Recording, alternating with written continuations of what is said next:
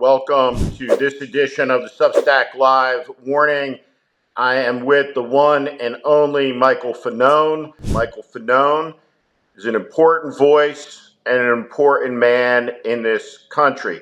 And so let's start out by asking a question that I want to put on the table, and it's, what does an American hero look like? Because you're looking at one.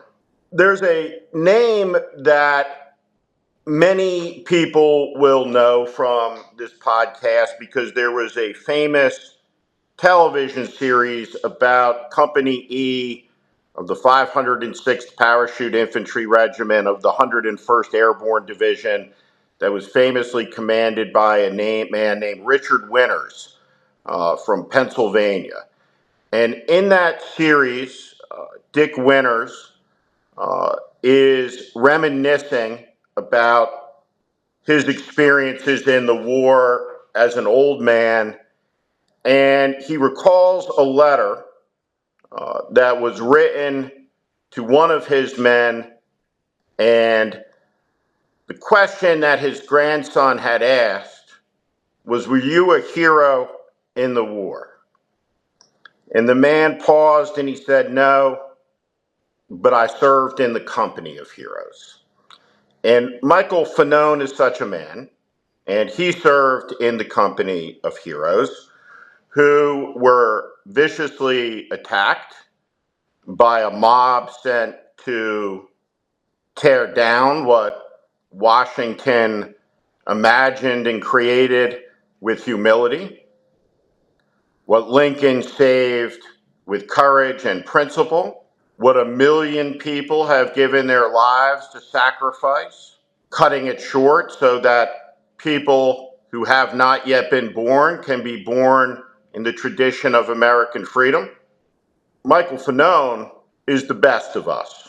And so welcome, Michael Fanone. Thank you. You're gonna make me cry, man.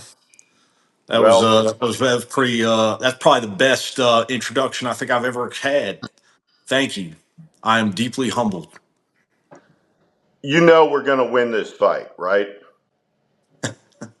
No, I do not. We will win Um, this fight. I mean, listen, I'm I'm fighting because I'm a fighter. I'm fighting because my family's been attacked and I'm defending them. Um, and I'm in it until the very end. But I don't share the confidence of people like yourself and Jim Acosta and some of the others that I've come to know over the past years because I've experienced and continue to experience so much cowardice in this country, um, and it's disheartening, and at times it's even caused me to take pause and wonder what the fuck, what am I doing this for?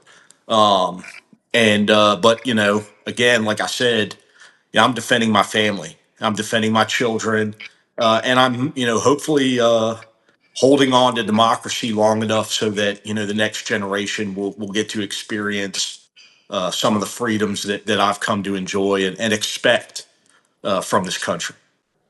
I'm going to write about this conversation that I had with my wife earlier in the next couple of days. I'm going to Normandy next week and taking my mom there. And my wife is Canadian. Mhm. So my country is attacking my family. Yep. My country is being attacked by its president and his gangsters. Now, this moment is testing your faith because you are on the front line. And so, because you are on the front line, you are exposed to a level of filth that is hard to explain to people who have not been in the space of Trump antagonism at the level that you have. And so the abuse of your family and of your children, and as somebody who had FBI agents at my house with bomb threats some years ago in the boxes of human shit. And having had the experience of having to sell a house where my children played because I made an assessment that I couldn't defend the property if I needed to defend the property. I couldn't hold the ground. The Associated Press accused me of being a grifter. They said that I bought my house with money that I had raised from ordinary people to fight Trump. That was a lie. It wasn't true.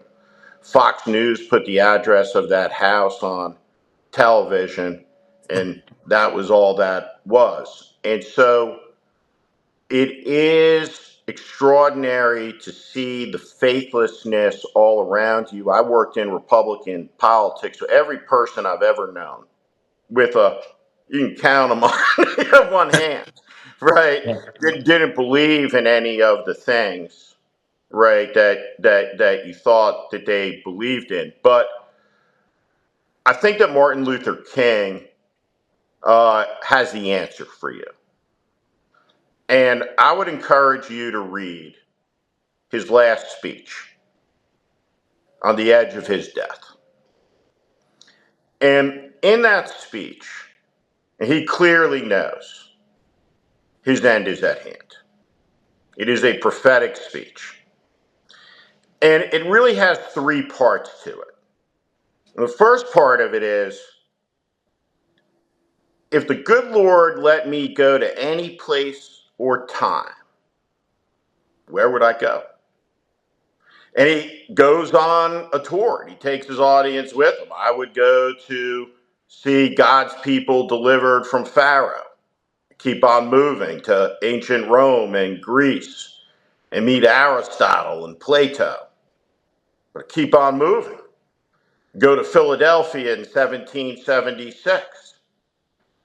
He keeps on moving. He says because he wouldn't choose to live in any other time than the time that he lives in right now, because if he did, he wouldn't have been able to be in Selma, and he wouldn't have been able to be in Montgomery, and he wouldn't have been able to be in Memphis with the striking sanitation workers. And this is a young man. Right? This is a man who's 39 years old. And then he says, I want to grow old. Longevity has its purpose. But that doesn't matter now, because I've been to the mountaintop. And he does not tell us when we will be on that mountaintop, when the city on a hill is fully constructed. And I believe in that vision. And I want you to believe in that vision. I want you to understand that you are like the man opposite the man that Thomas Paine criticizes. There's a man that Thomas Paine sees holding his child's hand at a town meeting, and he says, my daughter, I must think of her. We cannot have trouble. And Thomas Paine looks at that man and he says, you are a selfish parent, because if there must be trouble, let it be in our time, not in our children's time. And for whatever reason, it has come in our time, and you're standing on that line. And I want you to know how many people in this country look up to you. Keep your faith, Michael. Keep your faith. Keep your faith in America. We will win this fight. And I want all of you to know we will win this fight.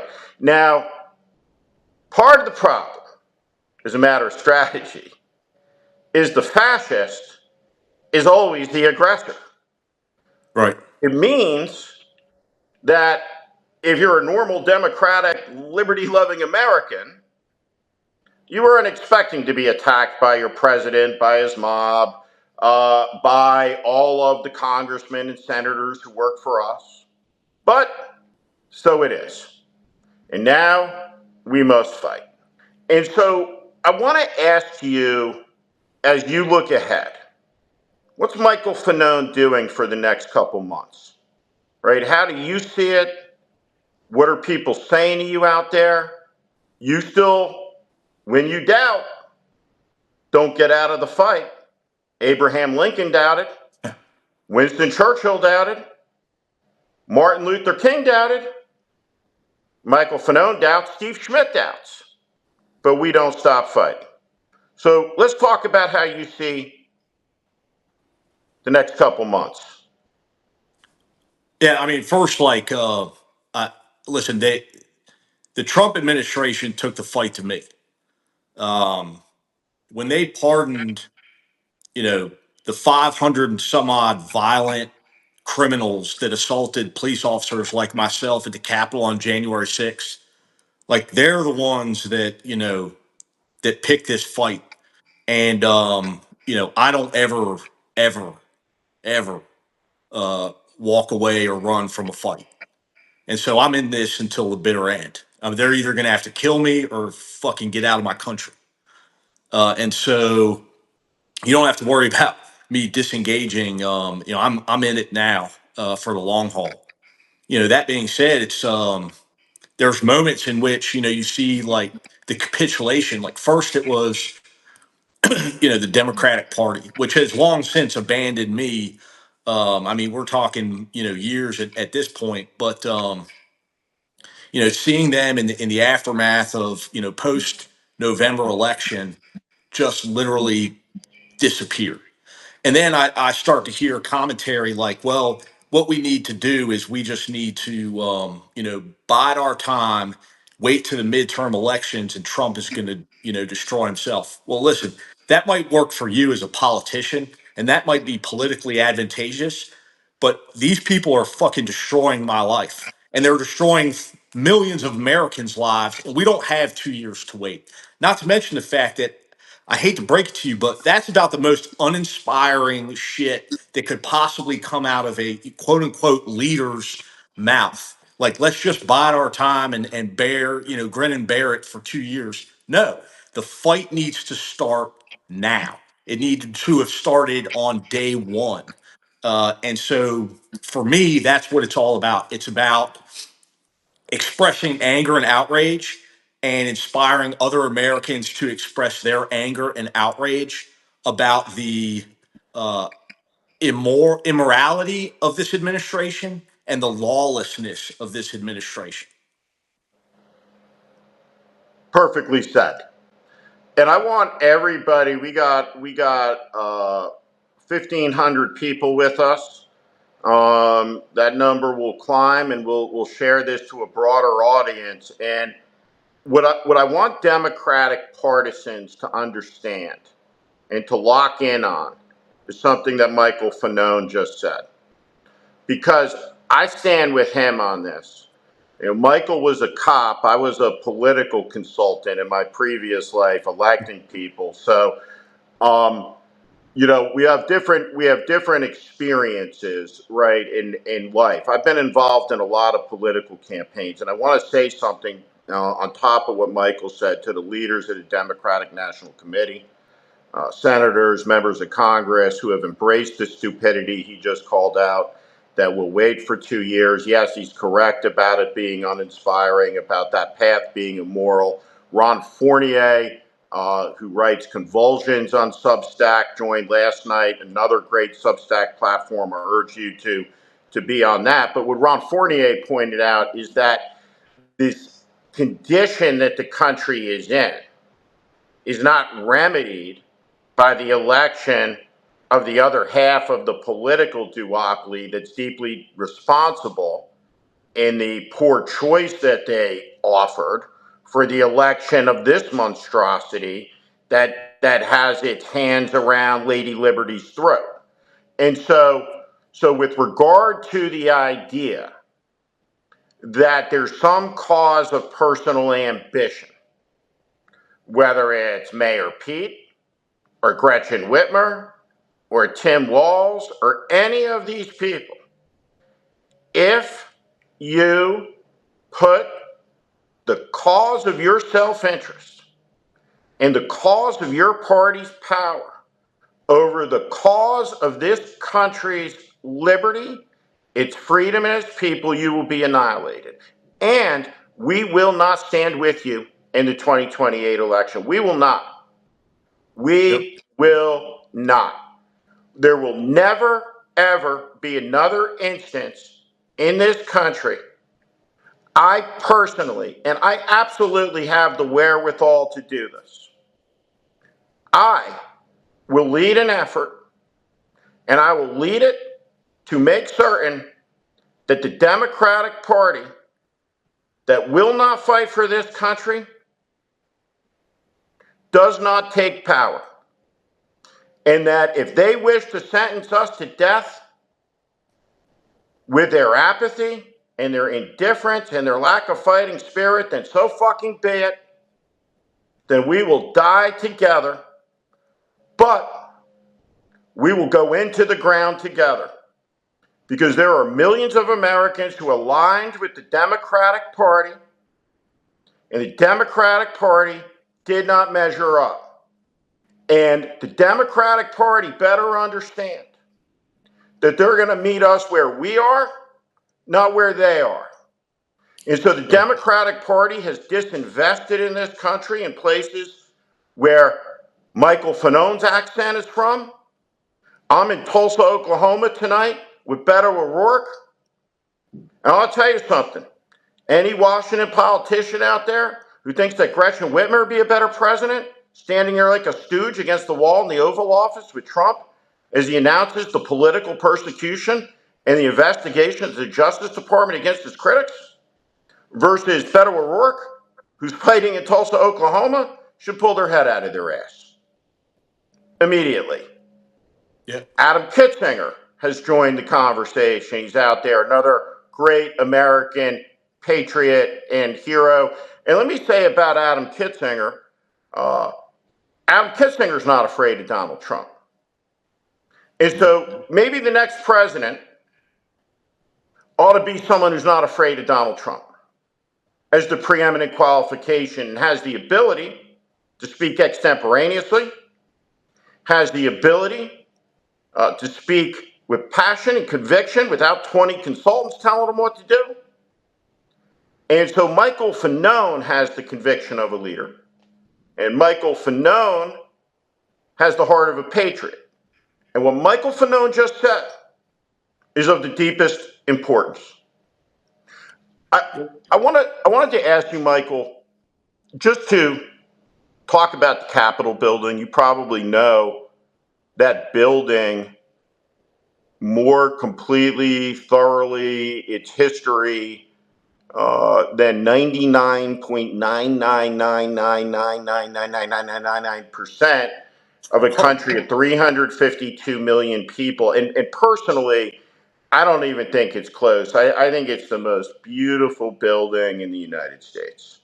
It's an incredible place. And I just wanted to ask you to talk about what it was like to work in a place that I know you held as a cathedral. Well, first, I got to tell you, so I wasn't a Capitol police officer. I was a DC cop. Okay. And for those that outside the DC area, I it's a actually didn't know common, that. yeah, I it's a did not know common, that, Michael. yeah, so common mistake. There's 72 law enforcement agencies that have police powers in DC. The best way to describe DC police is we're the we're the ones that answer the phone when you call Yep. 911. So we're the traditional law enforcement agency. And that being said, I was assigned to a narcotics unit. I spent my entire career in narcotics. Um, January 6th, I did something I hadn't done in almost 2 decades, which was put a uniform on because I heard what was happening at the Capitol, specifically to my friends and my colleagues. And so I went there. I'm pretty unfamiliar with the building itself, and I'll be honest with you, like I I like I had in my youth a lot of respect for the institution of Congress and this idea. I just see, when you talk about the people that went to the Capitol on January 6th and they smeared shit on the walls and they defecated and did all these disgraceful, disgusting things. Well, in my mind, members of Congress have been doing that proverbially for decades. They've been disparaging and disgracing and violating their oath to office, and using the American people to benefit themselves. And I get it; it's not everybody. No one wants to be painted under a broad brush, but it's what we've come to understand. I mean, listen, in a lot of cases, stereotypes are stereotypes for a reason, and there's a reason why. Congress has like a fucking single digit approval rating. And it's because we've just simply come to accept this degradation of our Constitution and of their commitment and obligation to their constituents and to this country. So I'm a little embarrassed. I knew I knew that you were off duty and that you put your uniform on. I knew that part of the story. But I did not know that you were a Metro cop Yep.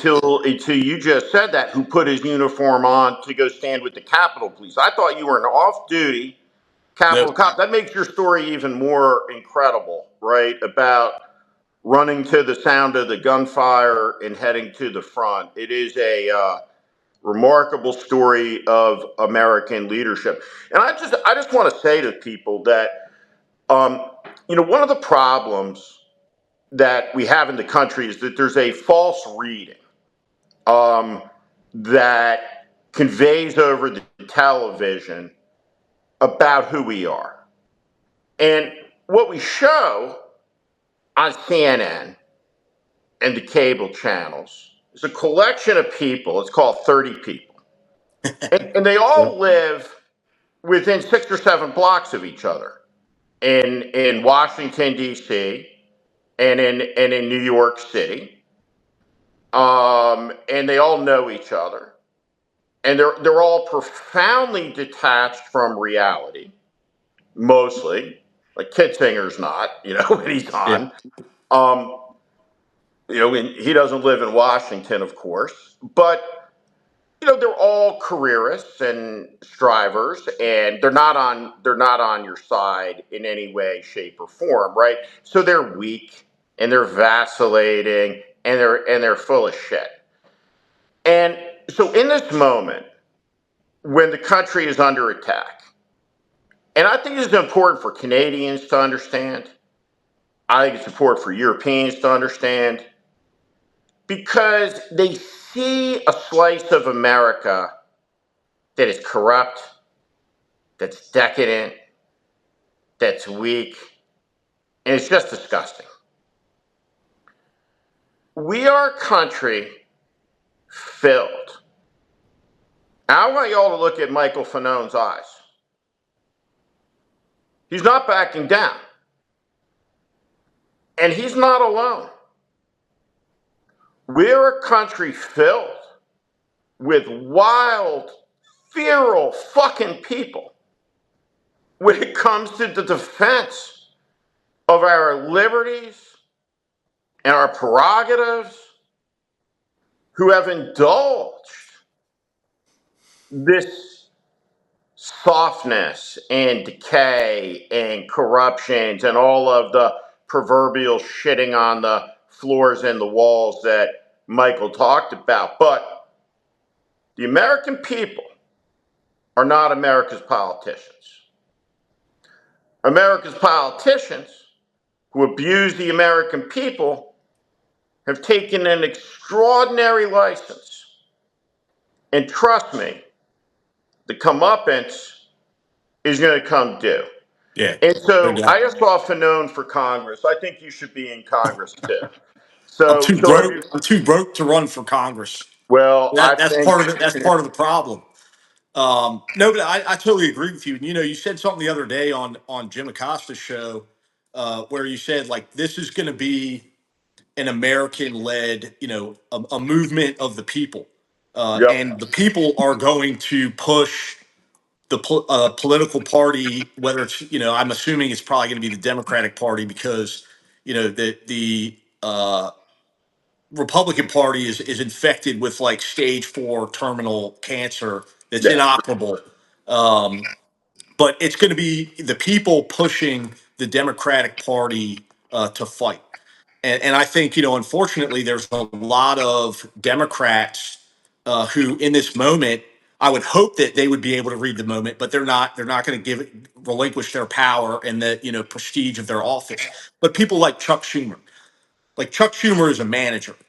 He's not a leader. He's not a fighter. He's not for this moment. You could probably argue that he was never for any moment, but these people need to step aside and allow someone to come up, take their place that's willing to put in the work and fight on behalf of the American people. And to me, what that looks like is opposing everything that this administration puts forward. Every bill, I don't care if it's a bill to give every sick kid in this country a teddy bear. No, because all you're doing is normalizing the cruelty, inhumanity, and lawlessness of the Trump administration. So to me, it has to be, I've become a absolutist when it comes to these types of things. You have to give no ground, advance, give no ground. 110%. And so Gary Kasparov, the grand chess master, looked at what Chuck Schumer did and talked about it. And Chuck Schumer's a tactician, not a strategist, couldn't see the strategic necessity of opposing Trump to make Trump fight, to deter Trump from the next aggression and the next one after that, knowing that there will be an incredible price to pay. I do think, Michael, that if you run for Congress, first off, I'll help you. We'll get a lot of help for you. We'll raise a lot of money for you. You're exactly the type of person that needs to be in political office. Chuck Schumer is something else, and it's an important part. I want to explain this. He's a monk. He's a cloistered man. He's a guy who got 1,600 on his SATs, who could probably barely make it around the block by himself, right? Like one of those guys, Yep. right? His experience, his cloistering, he has a worldview that's Brooklyn, that's the Delta Shuttle, that's the Acela, that's his Senate hideaway, that's his Senate office, that's the Capitol floor in the members' gym. That is Chuck Schumer's terrarium. That Yep. is his polar bear cage at the National Zoo.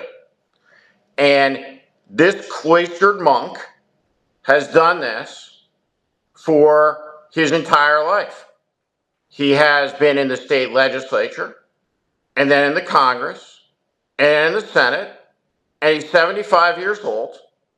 And his achievement in life is on the day he was elected to the United States Senate, never a perfect institution, it was still the greatest deliberative body in the world. And 100 years from now, when people write books free from all the passions of the day, the indictment of Chuck Schumer and Mitch McConnell will be together and absolute. And it will be they did it Yeah. together. They wrecked the greatest deliberative body in the world and they turned it into Trump's Politburo. And now, after a week of chaos, you see guys like John Barrasso from Wyoming telling Trump he's a genius. And you got members of the administration literally wearing gold pins now on their lapels of Trump's head, exactly like the Fuhrer pins that all the Nazis wore, or the Mao pins that all the Chinese communists wore. And so we're going to defeat these people because of their disgustingness, the corruption, the stealing, and all of this. But Chuck Schumer, as Linda Fernandez says, is too old and too weak. And we need tough people. And so tough people like Michael Fanone are the type of people you need in politics, you need in the race. And what I want to say to anybody out there, right, we have 2,000 people with us. This is your year to run for office. This is it, right? There are no safe seats in America. one of the biggest dipshits in the U.S. Senate, and I have to say one of, because it's an institution that holds Mark Wayne Mullen and Tommy Tuberville in the same body, right? Which is impossible to conceive of. So I was thinking about my first opening line in Tulsa tonight, and I was thinking about is I'm Steve Schmidt, and I've come from New Jersey to tell you your senator is a fucking punk. You don't like it. But Mark Wayne Mullen is beatable in Oklahoma in Yeah. 2026 because there's going to be an uprising, and the American people are going to say stop and push them out. And so there's going to be a lot of people, school teachers, people who are normal people, right? Who are like, I don't have the money, I can't do this, I can't face off and normally that's true, but not this year. The exception to every rule. And right there is. I'm not a particularly religious person, right? But I'm in my mid 50s now, and I'm Yeah. kind You of at that, right? Like shit want to happens, hedge your bets? right? Like shit happens, right? Like shit happens for a reason, right? Like at some level, like, and I'm like, this all cannot be accidental. That this is going down in the 250th anniversary year of the United States. It just cannot be, Yeah, right? no, it is a You think pretty about wild coincidence, and I don't really believe in coincidences. So yeah, no, I mean, listen, like it. we're as a nation, we're presented with a really unique opportunity that you know Trump brought to bear all the loopholes and weaknesses in our democracy, and made them so visible that even the lowest information voter can see them exactly for what they are. It's just up to us to decide if we're a country that wants to, be led by con men like Trump and allow them to exploit us, or if we're going to push him and his movement out of power, and then close these loopholes, fix these problems. And my biggest fear, and I was talking about this the other day, was that the Democratic Party would take advantage of that opportunity, and just continue on with the status quo and not Nope. utilize the opportunity to close those loopholes, allow for people like myself to run for office. Whatever happened to the reluctant politician and the person that came into office, did their thing, and then left? You don't see a lot of that anymore. It's just perpetual, politician. And how do you get to a point where people have never really had a job other than holding political office? How the fuck do you relate to your constituents if the only paycheck you've ever known is coming from the government? I mean, it's to me, it's I don't want to be represented by people like that. I want to be represented by somebody that understands, my experience and, what it's like to live my life on a day to day basis, not live in the bubble like Chuck Schumer's of the world, who, I don't know, when was the last time that guy ever had to look at his checking account to make sure there was enough fucking money in there to pay, whatever bill? We've been talking about a lot in the news lately about, the whole economic crisis. And listen, it doesn't impact me because I don't have enough money to invest in the fucking market, but obviously prices going up does affect me. And looking at Yep. my poor mother, who's worked for the city of Alexandria her entire life as a fucking child advocate in the juvenile justice system, took a 66% pension, and relies on social security, and seeing the fear and the stress and the turmoil in her life. Like, these are all people that don't experience those things, don't understand them, and quite frankly, don't give a shit. They don't give a shit, and they're not on your side. And when you're talking about the numbers and what's going on, I just want to, so people can kind of understand this better, because nobody knows what a billion is. and nobody knows what a trillion is, right? You can't conceive of it. And so if I said to Michael, so everybody knows, I was like, Michael, this is a great Substack. I want to see you again in a million seconds. Michael and I would be back together 12 days from now. If I said to Michael, I'll see you in a billion seconds, that's 33 years from now. That's the difference between a million and a billion. Now, Elon Musk doubled his net worth upon the election of Trump, who he spent $233 million electing, and was on a trajectory before the American people wrecked his companies, and they have, to be the world's first trillionaire.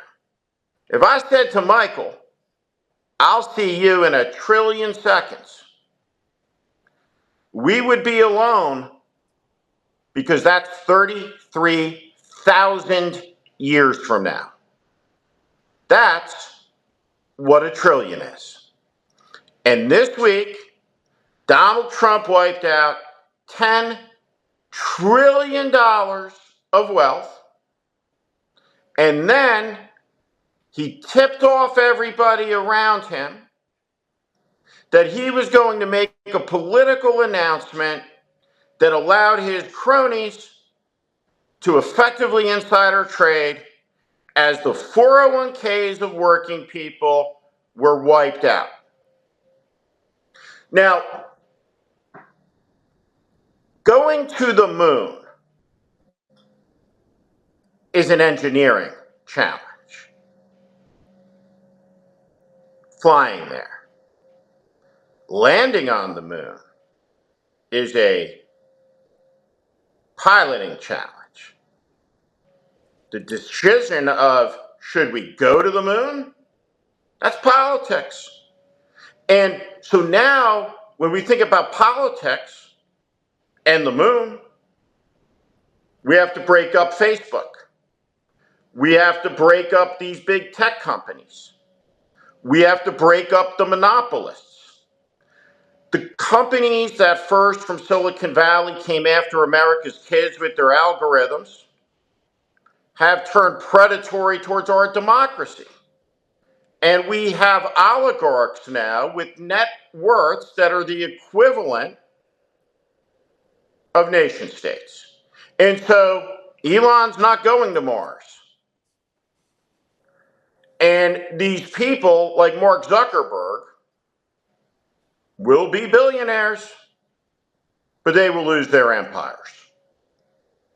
They will lose their empires because their empires attacked something that is far more powerful than they can conceivably comprehend. And that's the American people.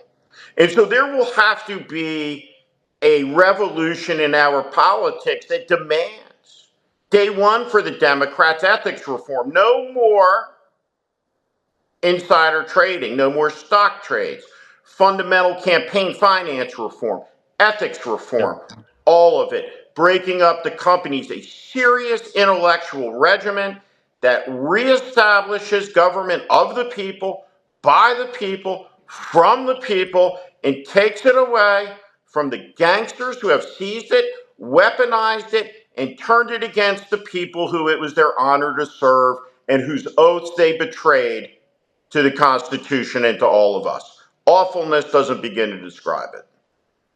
Yeah, I couldn't agree more. So I want to come back. We have a lot of people running for Congress. I think you should do it. I think you should do it. And I call me afterwards. There's a lot of people that'll help you. You'd be a great congressman, right? And we need 50 more like them.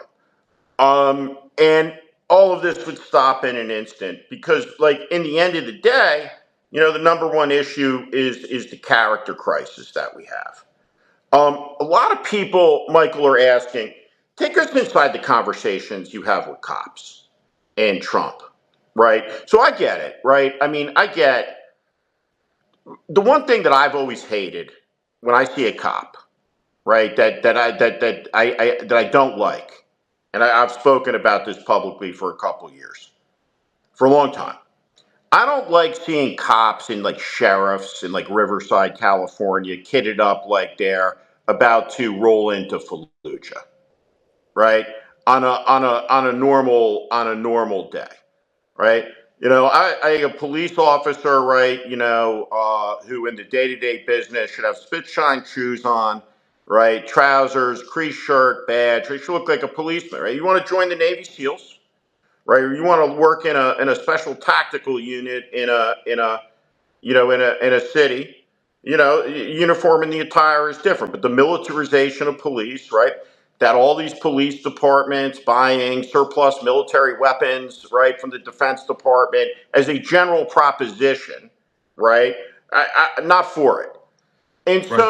so to me, right, if you're a cop, right, you wanna you wanna have like kind of the best, right, of the best practices. So people talk about police reform, and somehow the Democrats twist like we got to reform, right, police departments in some places to defund the police, which is idiotic and no one is for.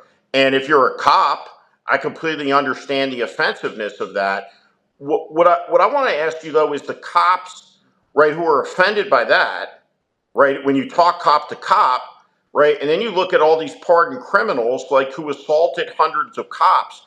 What do the cops say, right, who rationalize that, who support Trump when they dismiss the attacks by criminals on cops, you guys? Like, how does that work inside the fraternity of peace officers, of law enforcement officers, right? Because that just seems to me like it's such a betrayal from those cops to you guys who were assaulted by criminals that are then pardoned. Yeah, I mean, first you got to go back to you know the go back to the statistics. Like 80% of law enforcement in this country supports Donald Trump, and I would even venture to say 80% of law enforcement in this country, supported the Republican Party before Donald Trump came along. And so, if you're a Republican, as you know, especially over the past like 10 or 15 years, you source your news from certain outlets. And so most of those outlets didn't give you an honest, perspective on January 6th. And they sure as hell weren't, platforming people like myself to tell you about the brutality and the violence that we experienced that day. So there's a lot of misinformation when it comes to that day itself. And then also, those same news outlets did a great job of demonizing and dehumanizing people like myself. Listen, I'm somebody that voted for Donald Trump in 2016, but yet because I became outspoken and because I spoke out about my experience on January 6th and that of my colleagues, they immediately said I was a left wing, whatever, and that I was spawned in a petri dish by Nancy Pelosi and Barack Obama or some insane bullshit like that. And so, the moment I opened my mouth, a lot of cops just turned it out or tuned it out. The other thing is, when you talk about um, kind of like the current state affairs, and I always tell people that uh, police officers, police departments as institutions are not stewards of our democracy. I was a cop for 20 years. I can't even recall a single solitary time in which I thought about my oath to the Constitution or the Constitution itself, or had a conversation with a colleague about the Constitution until after January 6th. It was only in the aftermath of that attack on democracy that I started to think about those things, and that's ultimately what inspired me to testify before Congress in the select committee hearing. And so, that being said, most police officers have, at best, I'd say, an elementary school understanding of our Constitution. And so they're not thinking about a responsibility to protecting Americans' rights. They're just thinking about putting bad people in bad places. And their paramilitary organizations And so who's ever in charge of the country is in charge of the police department. And while you've seen in some of these other institutions like the DOJ, a few people, few handfuls who have said what's happening is wrong, it violates the Constitution, I'm resigning, or I'm just going to say no and they're going to have to fire me. You're not going to see the mass exodus on behalf of law enforcement agencies. I mean, take ICE for instance. What they're doing in this country today, in a lot of cases, is immoral and unethical and illegal. But yet they do it. And I've got to tell, I hate to break it to you, America, but I guarantee you a lot of these people are reveling in their ability to now act freely because Donald Trump has given them permission. And so, we're in a really scary place. These institutions that we typically look at to protect us and keep us safe, they work for Trump now. And so, that is of deep concern to myself, and I think it is to a lot of Americans. When it comes to the militarization of law enforcement, this was a conversation I was having years before. Policing is a dangerous job. Uh, Cops lose their lives all the time. I've been to countless police officers' funerals who died, violently, um, whether by gunfire, knives, whatever. And so I will never deny a police officer or an agency the ability to protect its officers with equipment. That being said, the way that you deploy it on American soil should matter. My department had armored vehicles that we used, for the SWAT team and SWAT deployments. And I thought that, that was wholly appropriate. I mean, listen, these are 100%. And it officers makes that it were going up against violent criminals, many of whom have already, murdered someone and are now awaiting law enforcement's arrival. And so that I saw as an appropriate situation. After January 6th, my world became very big. I started to see how other police departments utilized their equipment and, would take a tactical vehicle like that, an armored vehicle, and just ride around a neighborhood and use it as an intimidation tool. yeah. That is not appropriate. Again, this is America. We have to accept that as law enforcement officers that we're dealing with Americans. Americans have rights, no matter what crimes they may have committed. We have the presumption of innocence, and we have a process. And police officers are only step one in that process.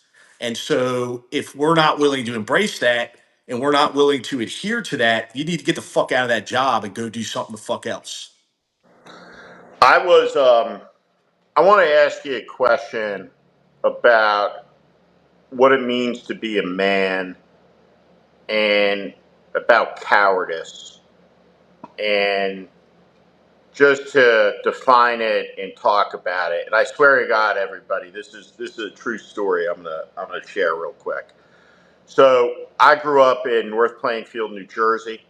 If you grew up in North Plainfield, New Jersey, and you were born in the year 1970, sometime in the early 1980s, Donald Trump enters your frontal lobe and he never leaves. He's been permanently there, a fixture of the New York tabloids. And so Trump, by 1982, The Art of the Deal, Carolyn Levitt, she says that, the people don't understand The Art of the Deal. The Art of the Deal was a cheap board game made in China.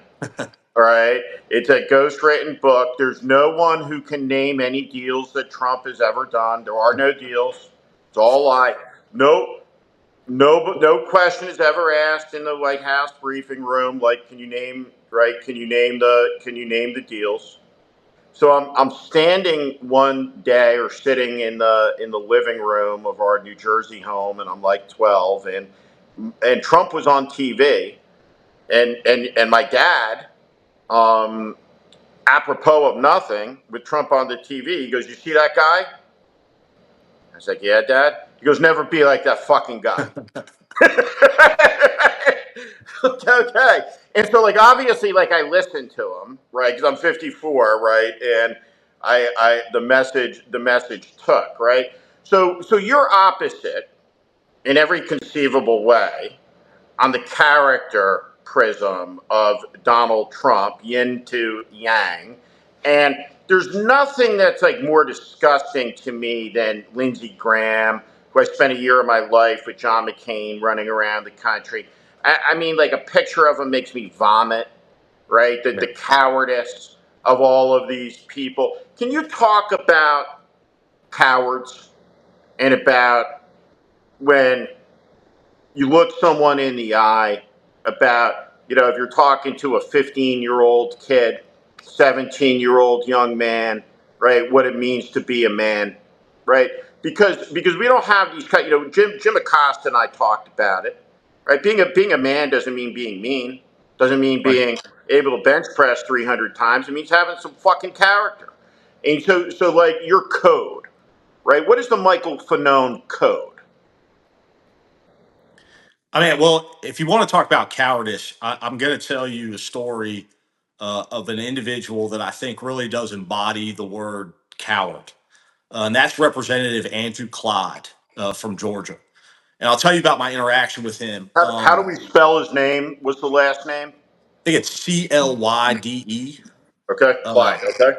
yeah, so Andrew Clyde gained fame or infamy because he was the member of Congress who, in the aftermath of January 6th, said in a committee hearing that if you watch the footage from that day, that January 6th looked like just another tourist day at the Capitol. And that was a very important moment in my life because prior to that, I had done some media appearances, all of it which had been, orchestrated by the Metropolitan Police Department. And I was speaking in my official capacity, blah, blah, blah. This was the moment in which I violated departmental policy. I downloaded my body worn camera footage, and I sent it to CNN to air on national television. And the reason that I did that was because I felt I had an obligation. What I saw was the whitewashing of what was happening that day, and it was disgraceful and it was disrespectful to every police officer that risked their lives at the Capitol on January 6th. And so a few weeks later, I'm at the Capitol and I'm walking around with Harry Dunn, and we were going to several members of Congress's office, Republican members who had voted against awarding the Congressional Gold Medal to the Metropolitan Police Department and United States Capitol Police for defending the Capitol. One of the individuals on that list was Andrew Clyde. We went to his office. He wasn't there. As I'm walking through the halls, I happened to see him about to get on an elevator. And so I grabbed Harry. I was like, hey, that's Andrew Clyde. We jumped on the elevator. And while we're riding the elevator, I introduced myself to him and I said, hey, Congressman, my name is Michael Fanone. And at first, his reaction was like, oh, it's a fan. And so he kind of extends his hand. Uh, and then I said, I was a Metropolitan Police Department officer who responded here on January 6th. And as a result of my efforts that day to defend the Capitol, I suffered a traumatic brain injury and a heart attack, and I almost lost my life. And immediately he retracts. He goes into the corner of the elevator and turns away from the two of us. My hand is extended to shake his. He doesn't. He pulls out his phone and he flips to the camera and turns on the recorder so he can record what I assumed he thought might be some kind of violent fucking confrontation, as if I'm gonna go to jail for that pussy. Uh, and he hits all the buttons on the elevator, gets off at the first floor, and runs. I mean, runs out Full of the sprint. elevator. Full sprint. That is a coward. He had all the balls in the world to go on some video recording congressional hearing and say all types of inflammatory lies and bullshit, disrespecting and dishonoring police officers. But when he's confronted with he runs like a bitch. And that's really what these people are. Most of these members of Congress, the ones that I've come in contact with, they feel insulated within the halls of Congress. I could say whatever I want. I could do whatever I want because I'm protected by the Capitol Police and nobody is going to come up here and confront me. But when we do, they run away. And so I think that that's what needs to happen in this country is that these people need to be confronted all the time. Nonstop all the time. And to that Capitol switchboard number, everyone, 202-225-3121. 202-224-3121. I think the 225 works too, but 224-3121. When the operator answers, say Congressman Clyde's office, and call and say you just heard the testimony of Michael Fanone about his cowardice and you wanted to register as an American, your disdain for it. Say you don't want anything from Congressman Clyde other than his resignation and some contemplation of his disgrace. We're coming up on the hour, and I want to give Michael the last words here to say whatever he wants. But I have shared a story over the last couple of days that I heard on a call with two friends of mine, Beto O'Rourke and the Bishop William Barber, a very important man.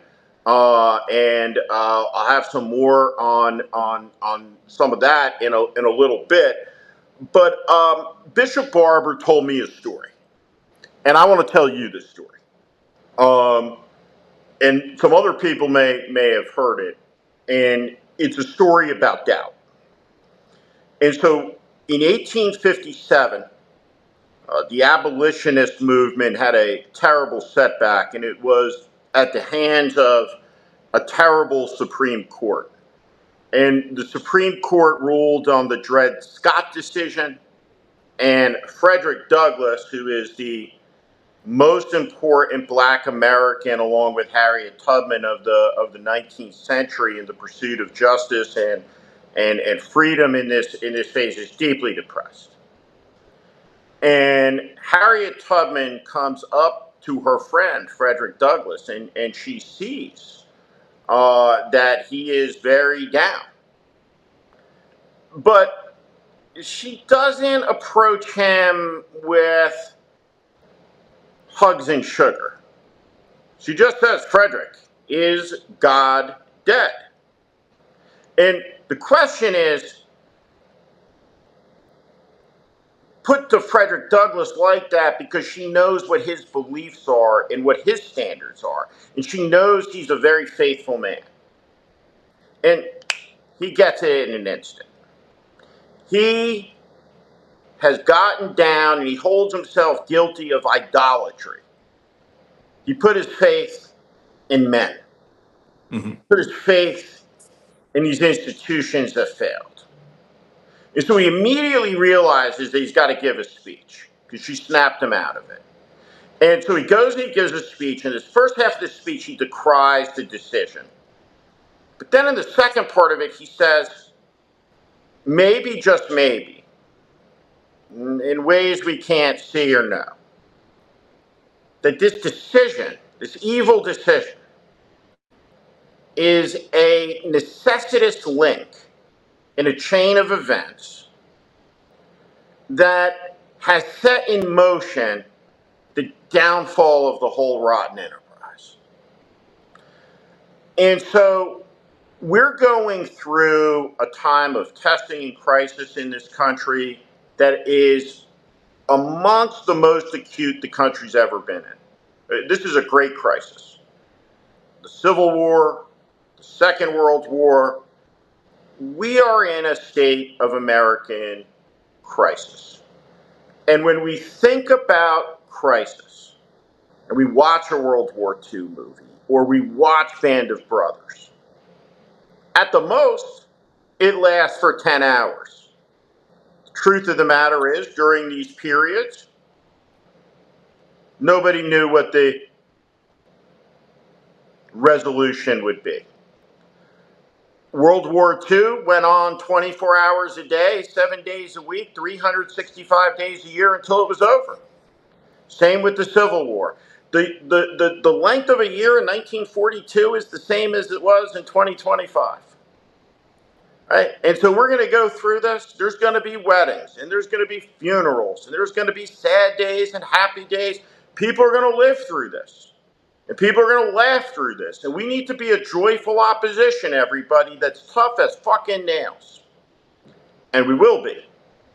And we will be because I think we're animated at the core in an opposition in this country to this by the character of men like Michael Fanone, not the softness of men like Chuck Schumer.